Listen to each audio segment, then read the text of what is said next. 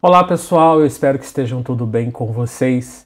Eu estou gravando esse vídeo aqui rapidamente para a gente poder fazer uma breve simulação no roteamento dinâmico entre roteadores, utilizando o protocolo OSPF lá no Cisco Packet Tracer.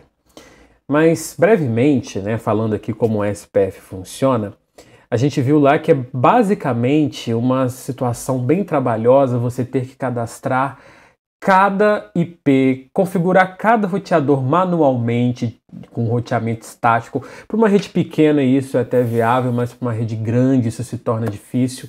Por isso que o roteamento dinâmico ele vem com esse objetivo de fazer com que você possa, através de um protocolo de roteamento dinâmico, ele conhecer as rotas existentes entre esses roteadores, como essas rotas funcionam e principalmente quando um roteador precisa enviar um pacote para o outro, para qual rota ele precisa seguir, sem que você necessite cadastrar manualmente isso, Então, em redes de computadores, a gente tem vários tipos de protocolo de roteamento dinâmico e uma das características deles são aprender rotas de endereços lógicos e informações dos roteadores vizinhos. A gente sabe que em um roteamento, a gente não precisa conhecer toda a estrutura da rede, mas conhecer pelo menos o next hop, o vizinho que está próximo a gente. Então o roteamento dinâmico, como não vai ter ninguém para poder cadastrar isso, configurar isso manualmente, o objetivo dele é fazer com que nós possamos aprender essas rotas, que ele possa aprender essas rotas de forma automática. Além de aprender, um dos objetivos também é escolher a melhor rota. Então, qual dessas rotas ele pode seguir para que esse pacote chegue do outro lado mais rápido, da melhor maneira possível? Ele faz isso através de métricas. Outra coisa também que é importante é que se a topologia alterar, é necessário que todos os roteadores envolvidos consigam saber que teve ali uma alteração, no caso de uma falha de link. E se isso aconteceu, é necessário que todos então consigam aprender novamente essas rotas e selecionar qual é a melhor nova rota para chegar num determinado destino. Então, aqui a gente tem, por exemplo, um exemplo na qual R2 quer enviar um pacote para R1, há aqui duas rotas, ele escolheu a rota de métrica 1, que é o próximo salto que está com ele aqui, pois ele tem a menor métrica. Mas o que seria essa métrica? A gente vai falar disso aí daqui a pouquinho. Quanto aos protocolos de roteamento, a gente pode classificar esses protocolos em duas categorias. Uma a gente chama de IGP e a outra a gente chama de EGP. A categoria IGP ela diz que esses protocolos de rede elas vão operar dentro de um sistema autônomo, que a gente chama de intra-S. Então, esses protocolos de roteamento dinâmico eles vão operar dentro de uma rede na qual esses roteadores estão conectados em uma rede interna. E a gente tem também os inter-AS. São os protocolos que conectam redes internas, conectam redes diferentes para fazer com que possamos nos comunicar com essas redes diferentes. Então, enquanto aqui no intra-S, nesses protocolos IGP aqui, que são de roteamento dinâmico, eles são utilizados por empresas, órgãos governamentais, ou seja, redes internas, e o que a gente tem hoje no mercado são os protocolos RIP, OSPF, a gente tem o EGR-RP e o ISIS.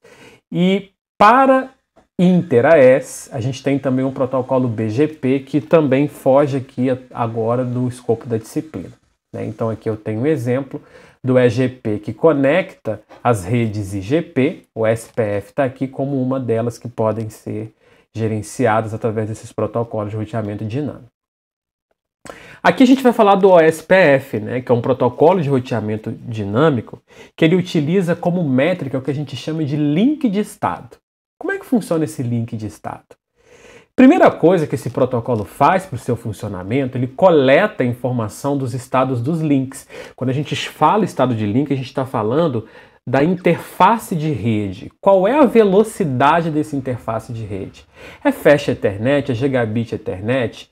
Quantos kbits por segundo ou megabits por segundo a gente tem naquela interface que conecta os dois roteadores?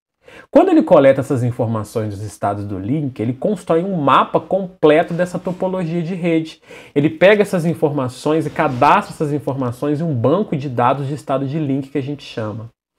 E ele usa um protocolo chamado de Shortest Path First para poder determinar qual é o caminho mais eficiente para a transmissão desses pacotes. Então, como assim?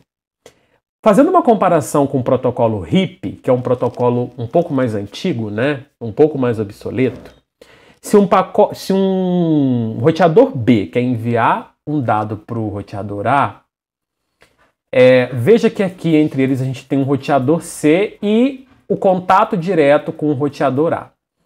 O HIP, ele escolheu esse link aqui para poder fazer a transmissão dos dados. Por quê? Porque a métrica dele é escolher o caminho mais próximo. É claro que é mais fácil você entregar um pacote de B para A, já que eles estão conectados diretamente, do que B mandar para C e C mandar para A.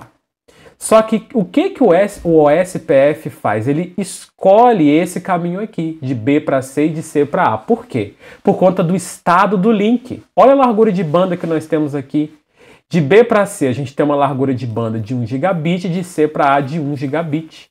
Então ele escolhe uma largura de banda maior como uma métrica para poder enviar esse dado aqui, né? Ele não escolhe esse caminho que está mais próximo, mas sim ele escolhe pela largura de banda. Porque se a gente tem uma largura de banda serial, nesse caso aqui, que é mais lenta, o dado pode chegar aqui mais lento. E mesmo tendo roteador entre eles, o dado pode chegar aqui mais rápido por conta da largura de banda. Então o SPF ele faz essa escolha e para isso ele utiliza o que a gente chama de LSA e LSDB. O que é o LSA e o que é o LSDB? O LSA ele é um pacote com informações sobre a topologia. Lembra que a gente disse que o SPF ele utiliza pacotes com informações sobre a topologia? Então ele envia inicialmente esse pacote LSA para todos os roteadores para poder coletar as informações do estado de link deles. E aí ele consegue entender basicamente o custo, né? Ele fala, ó, eu sou o roteador tal, estou com a interface tal, o estado é tanto, o custo é tanto. Então aqui ele vai coletar e saber que esse link aqui é de 1 gigabit ou é 100 megabits por segundo. Então com esse pacote que ele envia para todos, ao retornar aqui, ele pega essas informações, mas antes ele envia esse LSA, que é um pacote, para pegar essas informações. De posse dessas informações, ele armazena dentro de um banco de dados chamado de LSDB. Então o LSDB é uma coleção de LSAs, porque as informações de todos os roteadores estão aqui. Então ele pega essas informações e coloca essas informações diretamente aqui, né? Bom, eles também podem trocar os bancos de dados. E aí esses bancos de dados, ao serem trocados, né, um roteador que precisa da descrição de um banco de dados do outro, ele geralmente pega essas informações que estão aqui e só atualiza no seu banco de dados que estão faltando. Então um pega a descrição do banco de dados do outro e, depois de carregar, aqui tem um link completo falando que não tem mais informações, né? Bom, aqui tem a questão do cálculo de melhor rota, que nós já discutimos nisso sobre a questão em sala de aula, né? E agora a gente vai lá para o Cisco Packet Tracer para poder fazer a simulação.